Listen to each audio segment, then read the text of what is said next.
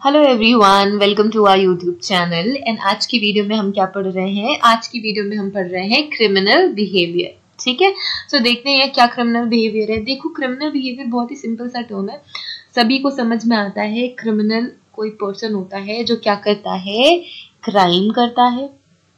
वो पर्सन जिसने क्या किया है, क्राइम किया है, उसका बिहेवियर क्रिमिनल बिहेवियर। अब हमने पढ़ा है क्राइम क्या है, कोई भी activity against the law, activity against the law। So law के अगेंस्ट कोई भी एक्टिविटी क्राइम कहलाती है, और जो पर्सन ये एक्टिविटी करता है उसे हम क्रिमिनल कहते हैं, एंड उसके बिहेवियर को हम कहते हैं क्रिमिनल बिहेवियर। अब देखो, क्रिमिनल बिहेवियर को हमने तीन कैटेगरीज में कैटेगराइज किया, आई मीन तीन थ्योरीज है। सो इन थ्योरीज के बेसिस पे हम जस्टिफाई करते हैं किसी भी पर्सन का क्रिमिनल बिहेवियर। ठीक है, कुछ ऐसे फैक्टर्स होते हैं जो अफेक्ट करते हैं क्रिमिनल बिहेवियर को, और कोई भी पर्सन अगर वैसी सिचुएशंस में है तो हो सकता है कि वो एक पॉसिबल क्रिमिनल बन जाए आगे आने वाले टाइम में। तो ऐसे लोगों पे हमें खास ख्याल रखना है, एंड उनका क्या करना होता है, हमें उनकी काउंसलिंग करनी होती है, एंड हमें कोशिश करनी होती है कि वो क्रिमिनल पाथ ना चूज करें। ठीक है, सो क्रिमिनल बिहेवियर हम स्टडी करते हैं फोरेंसिक साइकोलॉजी में। किसमें? Forensic psychology. ठीक है, फोरेंसिक साइकोलॉजी। जैसे कि मैंने बताया कि क्रिमिनल बिहेवियर क्या है, कोई भी एंटी सोशल बिहेवियर, ठीक है, सोसाइटी के अगेंस्ट या लॉ के अगेंस्ट कोई भी बिहेवियर होता है वो पनिशेबल होता है। ठीक है, अगर आप लॉ के अगेंस्ट कोई काम करोगे तो वो पनिशेबल होता है under the law and norms. तो हमने कुछ लॉ बनाए हुए हैं, हमने कुछ नॉर्म्स बनाए हुए हैं, अगर उसके अगेंस्ट आप कोई एक्ट करते हो या कोई भी बिहेवियर करते हो तो आपने क्राइम किया है, एंड आपको पनिशमेंट दी जाएगी। वो जो भी आपकी एक्टिविटी है वो पनिशेबल होगी। ठीक है, सो हम ये कह सकते हैं that person may have criminal behaviour. Okay, so community के अकॉर्डिंग वो पर्सन क्रिमिनल है, and that person have some criminal behaviour. अब हम क्रिमिनल बिहेवियर की स्टडी करते हैं। ठीक है, जब हम क्रिमिनल बिहेवियर की स्टडी करते हैं तो हम उस क्रिमिनल को समझ पाते हैं, और कौन कौन से क्वेश्चन के आंसर हमें मिलते हैं, जैसे कि क्रिमिनल्स क्राइम कमिट क्यों करते हैं, कोई भी ऑफेंस या क्राइम कमिट क्यों करते हैं। ठीक है, इसका आंसर मिलता है। अब वो कौन है, इसका आंसर मिलता है। वो किस तरीके से सोचते हैं, इसका आंसर मिलता है। एंड इसके अलावा वो अपार्ट फ्रॉम द क्राइम और क्या करते हैं, ये भी हमें पता चलता है। ठीक है, सो जब हम क्रिमिनल बिहेवियर की स्टडी करते हैं तो हमें ये पता चलता है कि वो पर्सन ने क्राइम क्यों किया, क्या रीजन था, किस तरीके से उन्होंने क्राइम किया, और क्या सोचा ये क्राइम करने से पहले। ठीक है, सो ये सारी चीजें हम पढ़ते हैं हमारे क्रिमिनल बिहेवियर में। ठीक है, जब हम क्रिमिनल बिहेवियर की स्टडी करते हैं तो अब कुछ ऐसे फैक्टर्स हैं जो अफेक्ट करते हैं क्रिमिनल बिहेवियर को। क्या करते हैं? कुछ ऐसे फैक्टर्स हैं जो क्रिमिनल बिहेवियर को अफेक्ट करते हैं, जैसे कि कोई बिहेवियरल डिसऑर्डर है। अगर कोई ऐसा मेंटल डिसऑर्डर है जिसमें बिहेवियर अफेक्ट होता है मेजरली, तो हम उसे कहते हैं बिहेवियरल डिसऑर्डर। ठीक है, सो ये behavioural disorder can lead to crime. ठीक है, अब ये जो बिहेवियरल डिसऑर्डर है ये क्राइम करवा सकता है उस पर्सन से। ठीक है, lack of education again really very important factor. अगर कोई पर्सन कम पढ़ा लिखा है तो ये पॉसिबिलिटी इंक्रीज हो जाती है कि वो पर्सन क्राइम कर सकता है। मीडिया इन्फ्लुएंस, तो मीडिया इन्फ्लुएंस बहुत ही ज्यादा इंपॉर्टेंट है। कोई मूवी देख के इन्फ्लुएंस हो गया कोई पर्सन, कोई न्यूज सुन के, या फिर कोई भी ऐसा जिसमें मीडिया बहुत इंपॉर्टेंट रोल प्ले करता है। सोशल मीडिया में कुछ देख लिया, टीवी मीडिया में कुछ देख लिया, एक टीवी की जो मीडिया होती है, न्यूज में कुछ ऐसा देख लिया जिससे कि इन्फ्लुएंस होके कोई क्रिमिनल एक्टिविटी उन्होंने करनी चूज करी, तो ये भी एक फैक्टर है। इसके अलावा पुअर पर्सनल टेम्परामेंट, अगर किसी पर्सन को बहुत ज्यादा गुस्सा आता है, बहुत जल्दी गुस्सा आता है, तो ये सारी चीजें, ठीक है, तो ये सारी चीजें क्या करती हैं, इंक्रीज कर देती है पॉसिबिलिटीज उस पर्सन की क्राइम करने की। ठीक है, लो आईक्यू, अगर उस पर्सन का आईक्यू लो है तो पॉसिबिलिटीज ज्यादा होती है कि वो पर्सन कोई क्राइम कर देंगे। ठीक है, anti social believes, anti social believe, star mark मैंने किया है बिलीव्स पे। एंटी सोशल एक्टिविटी करने से पहले उस पर्सन को उस पर बिलीव करना पड़ेगा, है ना। एंटी सोशल बिलीव्स है, जैसे कि फॉर एग्जांपल जब आप क्रिमिनल से पूछेंगे कि आपने ये क्राइम क्यों किया, ठीक है, सो मोस्टली ऐसा ही होता है कि वो जो भी विक्टिम है उसकी गलती बताते हैं कि ठीक है उनकी गलती है कि उन्होंने अपना घर अच्छे से लॉक नहीं किया तो हम चोरी तो करेंगे, उनकी गलती है कि उन्होंने उन्होंने मे बी कोई भी गलती हो सकती है, या फिर जो भी ऐसे क्रिमिनल्स होते हैं जो असॉल्ट के क्राइम से एसोसिएटेड होते हैं या रेप से एसोसिएटेड होते हैं, वो हमेशा विक्टिम को ब्लेम करते हैं।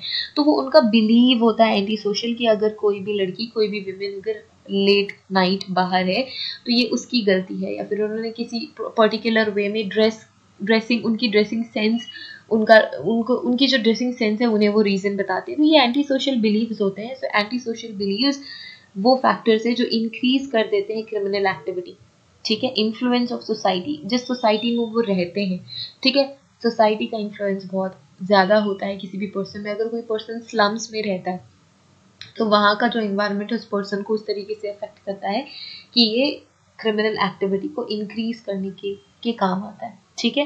पुअर पेरेंटिंग, अगर ऐसा कोई घर है जिसमें जो पर्सन जो उस फॉर एग्जांपल कोई भी पर्सन है, उसके XYZ पर्सन के फादर या mother they have drinking habits और they are really very poor and they have they are not involve in parenting, या फिर प्रॉपर पेरेंटिंग नहीं की, बच्चे पे ध्यान नहीं दिया, खुद भी अच्छे से नहीं रहते, खुद भी इन्वॉल्व है इलीगल एक्टिविटीज में या एंटी सोशल एक्टिविटीज में, सो इस वजह से उनके बच्चों पे भी बुरा असर पड़ता है एंड ये पॉसिबिलिटीज बढ़ जाती है कि वो बच्चा भी बड़े होके कुछ इस तरीके की एक्टिविटीज करे, ठीक है। अब कॉजेज, ये तो मैंने बताया factors that increase the criminal activity. तो ये सारे फैक्टर्स है जो क्रिमिनल एक्टिविटी को इंक्रीज करते हैं। अब वो कौन कौन से ऐसे फैक्टर्स हैं जिन्हें हम कह सकते हैं कि ये कॉजेज हैं, ये रीजन है, ठीक है। तो रीजन होते हैं फैमिली इश्यूज, जैसे कि मैंने बताया कि अगर कोई भी ऐसा चिल्ड्रन है जिसके पेरेंट्स आपस में बहुत ज्यादा झगड़ा करते हैं या फिर उस बच्चे को आए दिन मारते होते हैं, so children with violent parents are more likely to become violent because of their learned behaviour, क्योंकि उन्होंने अपने पेरेंट्स से वही सीखा है तो वो बाद में वैसा ही बिहेव करेंगे। फाइनेंशियल प्रॉब्लम्स और स्टार्वेशन, अगर कोई ऐसी फाइनेंशियल प्रॉब्लम है, घर में खाने के भी पैसे नहीं है, तो हो सकता है कि अपने बेसिक नीड्स को वो पूरा नहीं कर पाने की वजह से चोरी में इन्वॉल्व हो जाए, ठीक है। या फिर जो डिजायर होता है बहुत ज्यादा पैसा कमाने का, that may be the reason कि वो पर्सन किसी भी क्रिमिनल एक्टिविटी में इन्वॉल्व हो जाए या कोई क्राइम करे, ठीक है। सोशियो इकोनॉमिक स्टेटस, तो जो सोशियो इकोनॉमिक, देखो सोसाइटी का स्टेटस इज सोशियो इकोनॉमिक, मतलब उनका पैसा।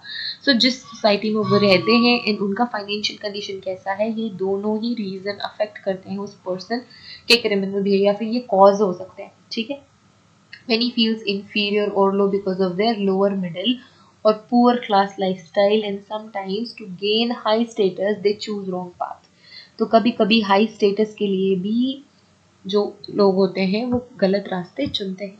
जेनेटिक्स, ठीक है, ये बायोलॉजिकल थ्योरी में हमें पढ़ने को मिलेगा कि any type of psychological problem, so ऐसा नहीं है कि सारी की सारी एक्टिविटीज या क्रिमिनल एक्टिविटीज जेनेटिक्स पे डिपेंडेंट है। ऑफ कोर्स कुछ ऐसी बीमारियां हैं, कुछ ऐसे मेंटल डिसऑर्डर्स हैं जो जेनेटिकली लिंक्ड होती हैं, ठीक है। तो इन मेंटल डिसऑर्डर्स को हम कह सकते हैं कि ये एक जनरेशन से दूसरे जनरेशन पास होती है। सो बिकॉज ऑफ दैट वो पर्सन की कोई भी क्रिमिनल एक्टिविटी कॉज हो सकती है यहाँ पे, ठीक है। एंजाइटी प्रॉब्लम या एग्रेशन, ठीक है। मेंटल इलनेस, ठीक है, more than half of the population in jails and state and federal prisons have some kind of mental illness, ठीक है। तो जितने भी लोग जेल, उनमें से मैक्सिमम जो लोग हैं they are facing some mental illness according to National Institute of Mental Health. देखो ये हम नहीं कह रहे हैं, जो नेशनल इंस्टीट्यूट है मेंटल हेल्थ की, उनका ये कहना है कि जेल में जो पॉपुलेशन है, maximum population, they are facing some mental illness, ठीक है। अब हमने पढ़ना है theories of criminal behaviour.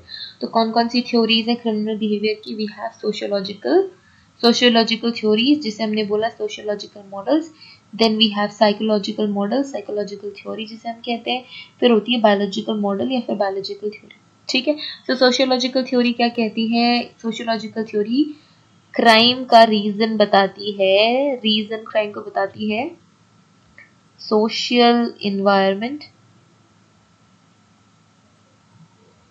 Social environment, ठीक है, सोशल एक्टिविटी, ठीक है। कुछ ऐसा सोशल एनवायरनमेंट, सोशल एक्टिविटी या society, society in general affect करती है क्राइम कॉजेशन के लिए, ठीक है।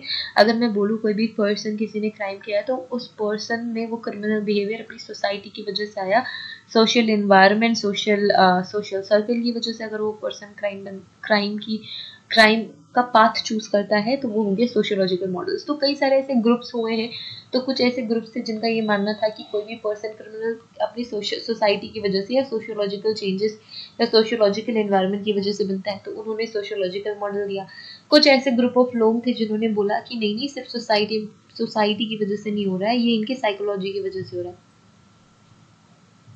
So everything is there in their head या फिर ब्रेन, ठीक है। तो इनका ये कहना था कि कोई भी पर्सन क्रिमिनल तब बन रहा, क्यों बन रहा है, क्योंकि उनकी दिमागी हालत ऐसी है, ठीक है। बायोलॉजिकल मॉडल जो सपोर्ट करते थे उन्होंने क्या बोला कि बायोलॉजिकल रीजंस जैसे कि जेनेटिक्स, हेरिडिटी, उनके पेरेंट्स अगर क्रिमिनल है, अगर उनके पिताजी या फिर उनके डैड या फिर उनकी मॉम या फिर मदर अगर वो किसी भी क्रिमिनल एक्टिविटी में उन्होंने क्राइम किया है तो बच्चा भी क्राइम करेगा। तो वो सारे ग्रुप, एक ग्रुप ऐसा था जिन्होंने बोला कि हाँ बायोलॉजिकल रीजंस है। तो ये हमने 3 मॉडल दिए, बट इन जनरल हम ये कह सकते हैं कि ये तीनों ही फैक्टर्स बहुत ही इंपॉर्टेंट रोल प्ले करते हैं किसी भी पर्सन के क्रिमिनल बनने की या क्रिमिनल बिहेवियर के लिए, ठीक है। तो सोशियोलॉजिकल फैक्टर्स भी इंपॉर्टेंट है, साइकोलॉजिकल फैक्टर्स भी इंपॉर्टेंट है एंड बायोलॉजिकल फैक्टर्स भी इंपॉर्टेंट है। कोई एक एलिमेंट सोलोली अफेक्ट नहीं करता किसी भी क्रिमिनल बिहेवियर पे, ठीक है। तो कंक्लूजन हमने यही निकाला है कि कोई एक एलिमेंट ऐसा नहीं है जिसकी वजह से कोई भी पर्सन ने क्राइम किया। ये तीनों ही फैक्टर्स ऐसे हैं जिनकी वजह से कोई भी पर्सन क्राइम करता है या फिर वो चूज करता है वो पाथ जिसमें उन्होंने क्राइम किया, ठीक है। सो ये 3 हमारे अप्रोचेज हैं, psychological approach, sociological approach and biological approach, जो मैंने अभी एक्सप्लेन आप सभी को किया। Okay, so thank you so much.